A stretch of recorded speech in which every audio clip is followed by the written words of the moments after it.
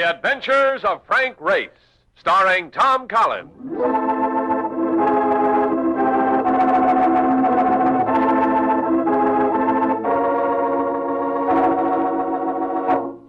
The war changed many things, the face of the earth and the people on it.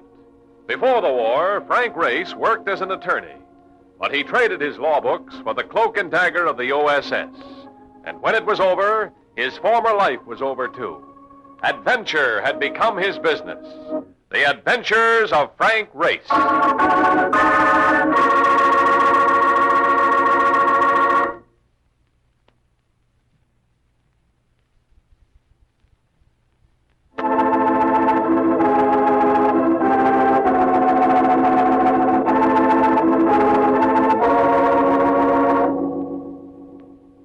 And now we join Frank Race for the Airborne adventure. At the wheel of a taxi, Mark Donovan's idea of safety is to miss an oncoming truck by the depth of a paint job. In any kind of trouble, he's a lion, particularly with an end wrench in his hand. But when it comes to flying, he exudes about as much verve as a serving of spinach. The moment we become airborne, he shrivels, remaining the glum introvert until we sight the ground upon which we expect to land. So now, coming into San Francisco on the China Clipper, I watched him loosen up for the first time since we took off. Look at that pretty pavement, that beautiful grass, that lovely mud. In a few minutes, I will be able to drop flat on my face and kiss some of it. Message for you, Mr. Race. Oh, thank you. Probably another case. Well, I ain't gonna mind spending a little time in Frisco. Now, listen to this, Mark. Important foreign assignment necessitates your taking off for Europe within the next 8 hours. Oh. Contact me as soon as you land. Layton International Indemnity. Oh, mother come rub it. I ain't got a chance.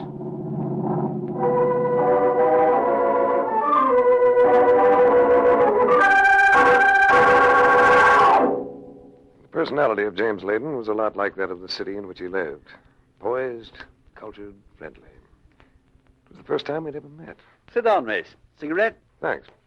We're insuring the delivery of a set of plans for $1 million. Must be some plans. Drawings for a new type of plane. They're scheduled to be carried from Trieste to London, from London to New York. By courier? Right. And you will be the courier. My fee's going to seem like a lot of money for a messenger boy. We'll consider it a sound investment. We want those plans delivered. And now I'd like you to know Mrs. Jefferson. She's head of the aircraft company that bought the policy. Let's step into this other office. She's waiting to meet you. Mrs. Jefferson must have been about 60. She was big, had a face that reminded me of an evaporated apple, and wore clothes that would have served better as paint rags. I liked her at once. Glad to have you in on this race. Did you tell him about it, Layton? Only about the plans and the fact that we want them delivered. Know anything about flying, Race? He's a pilot, Mrs. Jefferson. I noticed that on his file. Good. As a pilot, what would you say is needed most to develop private flying in this country on a mass production basis? A fairly safe family plane that'll sell for $1,000. Exactly. Up to now, it has been considered an impossibility, but not any longer. My company has found just such a plane. A non-spinnable four-passenger job that'll do 150 miles an hour at 8,000 feet. Just bought the plans for it. And you could build it to price? Definitely. Then you'll revolutionize flying. That's our aim. That and the profit that'll go with it. I can't help being curious about one thing. What's that? Trieste seems an odd place to be finding aircraft designs. No, we didn't find them there, Race. We found them in Budapest. But other parties seem to want them as much as we do. Getting them far as Trieste costs 3 lives. That's why we finally thought of insurance. The plans are hidden now, and safe. When they start traveling again, it's going to be another story. You see, Race, your fee isn't going to seem excessive after all.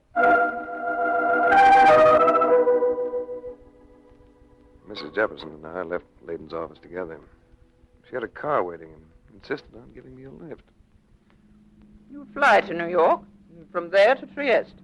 I'll meet you later in London, where I'll be using the name Allison for reasons of security. Mm-hmm. I'm going to give you a New York address. You'll find a man there who'll supply you with plane reservations and information about your destination to Trieste. Hasn't been transmitted to me, also for reasons of security. Now, why don't you have dinner with me? You have 5 hours yet before you leave. Well, I'd enjoy that, Mrs. Jefferson, but now I have a friend. If it's a woman, the best of luck. If it's a man, have him join us. I have just stolen a cook who can do lobster thermidor in a manner... Say no more. For dinner, you're having a pair of male guests.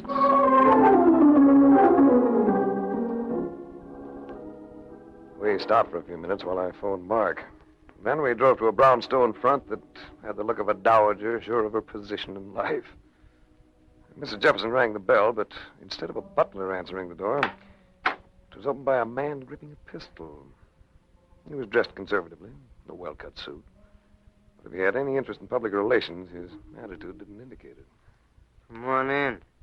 Just don't make no phony moves, either of you, or I'll slap you clear out of shape, which might be an improvement for you, sister. All right, you don't have to be so obnoxious about it. Lippy dames. How I love lippy dames. Especially battle axes like you. Come on, move. Oh! He gave her a push that sent her reeling, and treated me to 1 inch of pistol barrel between my ribs. A stab that left me thoroughly inarticulate for the moment. In the living room sat 2 more of them. One was an ordinary strong-arm boy. The other could have been a businessman. He looked smooth enough to sell underwater lots by mail. Nicely done, Venner. Move them away from the door. Charlie, go and take care of that chauffeur and then stay out front and keep your eyes open. Don't get the idea that you'll pry anything out of me. You won't. I wouldn't make up my mind so definitely if I were you. We've ways and means, you know. Very convincing ways and means. You wouldn't dare. Oh, wouldn't we? Venner, take over. Venner pulled several neckties from my pocket. Whirling Mrs. Jefferson round by the shoulder, he grabbed her arms, twisted them behind her, began lacing her wrists together. For an instant, this put him between me and the pistol held by Lanford. I stepped in and shoved Venner toward Lanford. It did no good. Lanford simply sidestepped and... That was a silly move, Race. My reflexes are a bit too quick for that sort of thing. I'm going to kick his teeth out for poking me like that. See? That's enough, Venner. Let's concentrate on the lady. I'd managed to take Lanford's pistol slap on the top side of my head, and I've absorbed kicks before.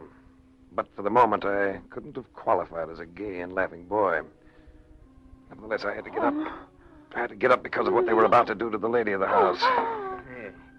She's trussed up like a sack of spuds. All right. Here's a cigarette. You'll notice that it's lighted, Mrs. Jefferson. Now, if you're still determined to be stubborn. It's Charlie. Must be trouble. What's he trying to say? Cops. He says it's cops. We'll go out the window. What about the dame? Never mind. Come on. Reese, get me free of these things, will you? Where are you, Ray? In here! Who on earth is that? The other man who came to dinner. Hey, you all right, Race? Yeah, I will be. Now, how did you spot this setup, Mark? Oh, I got hep when I saw that creep patrolling out in front. So I went and I called the cops. Can you imagine me calling the cops? The act of a solid tax-paying citizen. Hey, what do we eat? Here, Race. Hold this compact while I tidy myself. And as for you, Mark, you'll dine tonight. That I promise. You'll dine, and in style.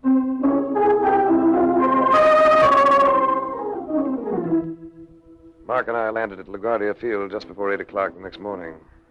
I left him drinking coffee while I caught a cab for my New York rendezvous. This turned out to be a 3-story walk-up, the look of which caused me to check the address I'd given the cabbie. He'd hit it on the nose, so I got out and went in. I could detect no sound from the other side of the door, but I tried again. That hallway had all the fragrance of a flop house on a hot night, and I was anxious to click or get going. What do you want? I'm looking for a man named Rogers. He's not here at the moment. If you don't mind, I'll come in and wait for him. He may not be back for some time. After that hallway, the room actually seemed fresh. Although this may have been an illusion created by the girl's presence. She had the equipment to do that to any room. And to any man. She held my eyes to such an extent that she almost had the door open before I realized it. Yeah, wait a second. Where do you think you're going? I was going to leave. You object? This room's been pulled apart. Did you have anything to do with it? Possibly. Close the door. A woman always resents that, you know. What? A man throwing his weight around. Sometimes a man has to. It's his only weapon. Who are you? The name's Race. Frank Race. How about you? I'm Anna Moranik, Viennese? Hungarian. Not exactly. Not with that accent. I lived in London all during the war with my brother. We were refugees. It is possible that my way of speaking was affected by being in contact with so many other accents. Well, don't misunderstand me. I'll buy your way of speaking anytime. No use walking around each other like a couple of club fighters, is there? No use at all. I'd moved close to her, almost without realizing it.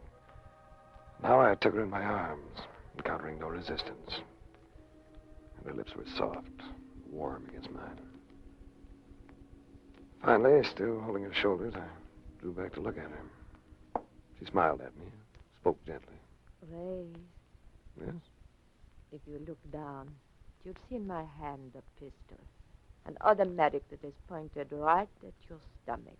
Indeed I do see it. Indeed I do. So you are going to back away, and when I open the door and leave, you are going to make no attempt to stop me. Is it understood? Perfectly.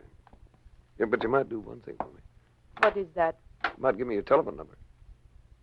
You'll find it in the book.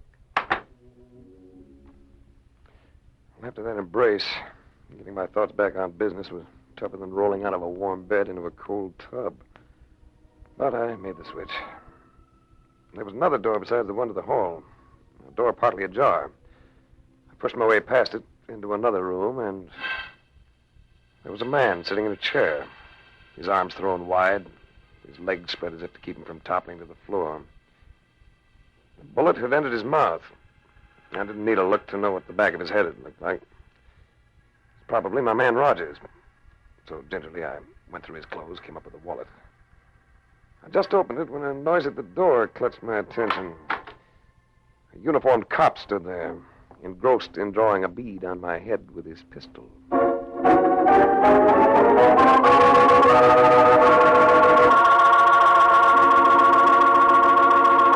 We'll return to the adventures of Frank Race in just about 1 minute.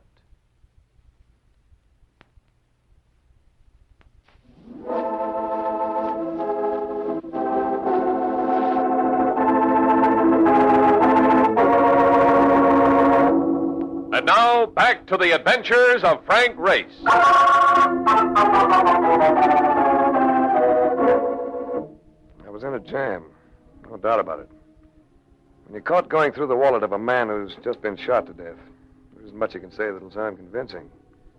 So I just sat tight until the plainclothes squad arrived. All right, what goes on here? I needed just one look at that Irish map to know that I was getting a break. Fat and moon-faced, with the eyes of a lethargic Eskimo.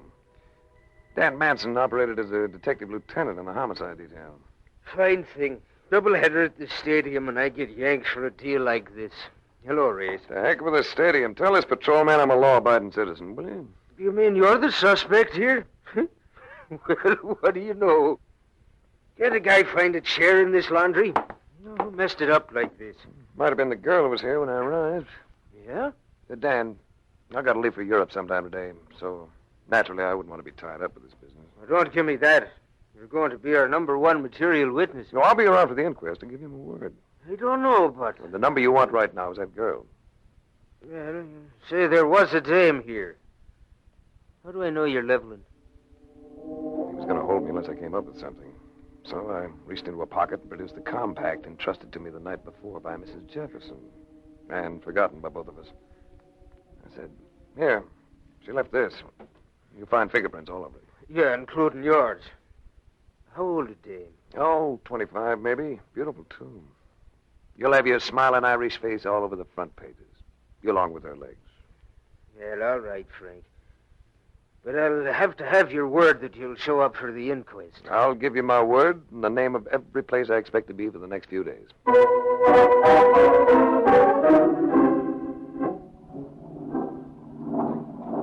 Well, here we are again, flying. I'm up in the air so much lately, I'm beginning to feel like a pigeon. You'll get used to it. Not me. I'll never get used to any part of flying. It just ain't natural. Possibly that's the answer. If you knew why it is that a plane flies, you might be more relaxed about it. Sit back, boy, while I brief you on the principles of flight. All right.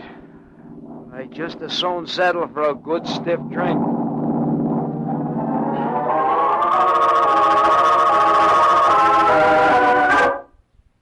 Trieste, city of many nationalities, port of intrigue. Mark and I put up at a hotel called the Vittorio.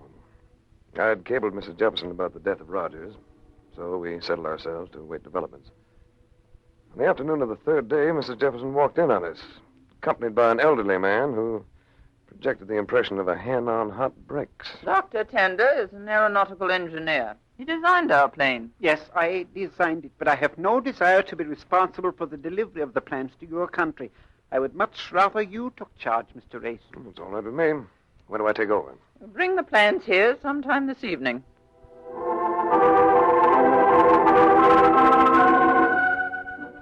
By 9 o'clock, Mark and I had become restless and hungry. Deciding they could wait for us if they arrived while we were absent, we started out for a bite to eat. But in the lobby, the sight of a girl talking to the night clerk stopped me short. Hey, chum, what goes? At the desk. It's the femme fatale I encountered in New York. And you want to call her a killer? What a lovely way to die. Something tells me this is going to be an interesting evening. I'm going to talk to her, Mark. Wherever we go, shadow us. That's Donovan. Always on the edge of things. Look, maybe she's got a friend. Then I could protect you on the spot. Get out of sight. Here she comes. Good evening, Miss Marinick. Oh, it's you.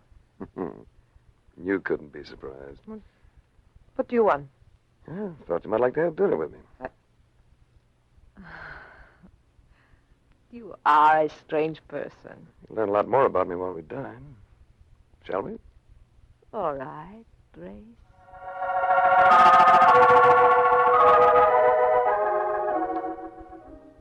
We found a little place below sidewalk level with a floor of flat cobbles. We sat at a table of scrubbed oak and looked at each other by the light of a candle jammed in a bottle that had once held Hennessy's 5-star cognac. Why'd you stare at me? You're so beautiful.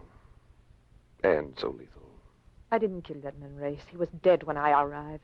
Why were you there? Later, perhaps I may be able to tell you. You're going to give me trouble, baby. I'm sure of that. You're going to give me trouble because of the look of him. The touch of him. Remember that kiss we had a few nights ago? Yes, I remember, Race. I remember. A little too well. But such things are not for me. Not yet. All right, baby. Let's have it. So you can mock me with your doubt? I can see that you and I are... What is it, Race? We're going to have company. A threesome just came in. Perhaps you know them. Those men? I've never seen them before. They spotted us. They're coming over. They move slightly to one side. Who are they? The first one in front calls him Lanford. You can classify him as a very sinister personality. Good evening, Mr. Reyes. Don't sit down, Lanford. Just keep standing there. All three of you. You have a pistol. Another excellent Luger. One that could put slugs into all of you in less time than I need to take a breath. You won't get away from us, Race, any more than Rogers did in New York. So you were the authors of that little act. Thanks for the information. Now you can listen to some news from me. I'm going out of this place while you stay behind. The young lady will probably want to stay with you. No, Race. I'll go with you. My sense of discretion said, go along. But the tone of her voice swayed me, and I nodded. Outside, the street lamps had been turned off, leaving the streets dim, shadowy. They'll follow, won't they? Yes. So we'll duck in here. There's a stable, ramshackle with gaping holes in its boarding. We moved to the back of it, crowded into an empty stall. What is it they want? Same thing you do, I imagine. Wait. I hear something. Of course you hear something. You didn't really believe you could get away from us, did you, Race? That was by sound, Lanford. The next one won't just cripple, it'll kill.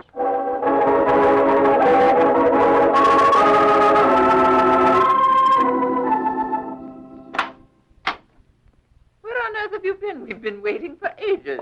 I'm sorry. We had a brush with your friend Lanford. We had to take him to a hospital. Splendid. Here are the plans, Mr. Race, in this cylinder. You find it rather bulky, but strong. Would you like a look at the drawings? After the excitement they've caused, I certainly would. The power plant is one of the big things here. Mm-hmm. So I see. Turbine activated by 4 simplified jet units. We are making great strides in aviation these days. For too long, we were parasites. For power, we used the engine that had been developed by the automobile. For propulsion, we used the propeller evolved for ships. With some modification, of course. Very little when you come to think of it. The engine we took as it was, and in water or in the air, the propeller works in much the same way. But from now on, it is going to be different, Mr. Ace. Jet force, new designs. From now on, aviation will be the giver, not the receiver. How about it, Race? You feel all right about taking over these drawings? I'll take care of them. Don't forget, there's a lot of money tied up there.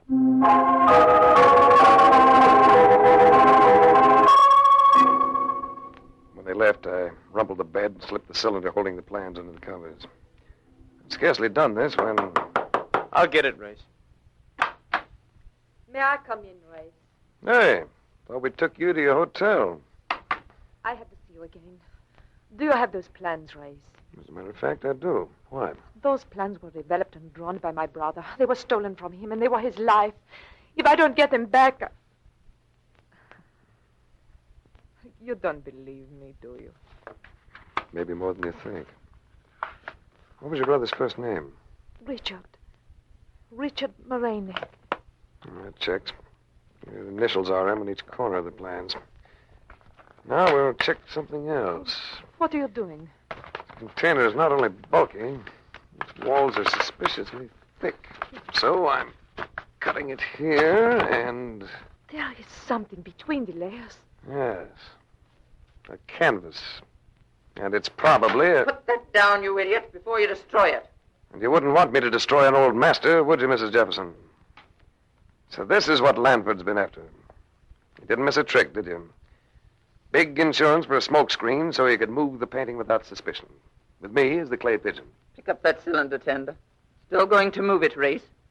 I know a gentleman who will pay me $500,000 for that painting. Just tell me one thing.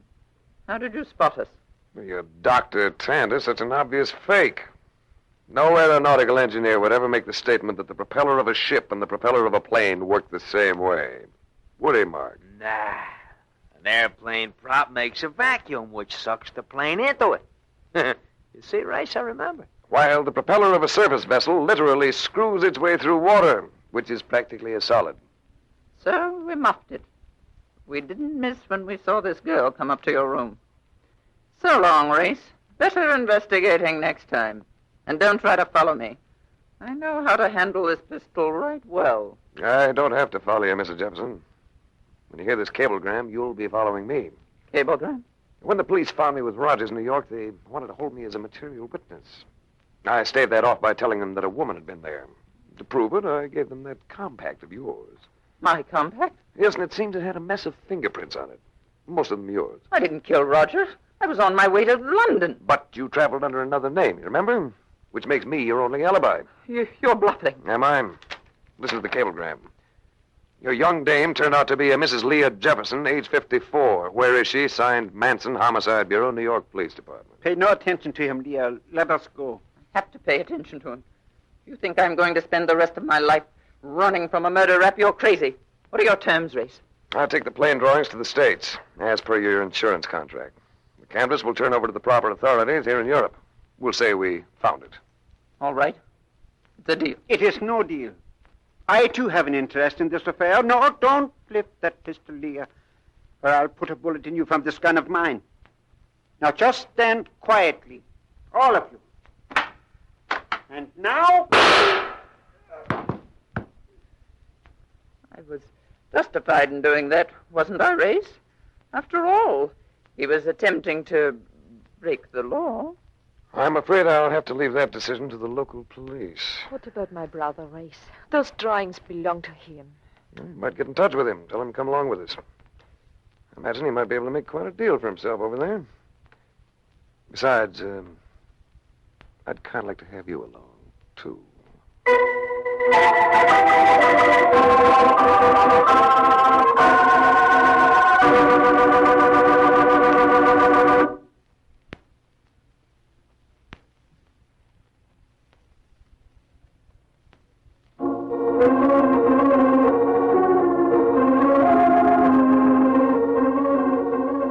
The Adventures of Frank Race, starring Tom Collins with Tony Barrett as Mark Donovan, comes to you from Hollywood.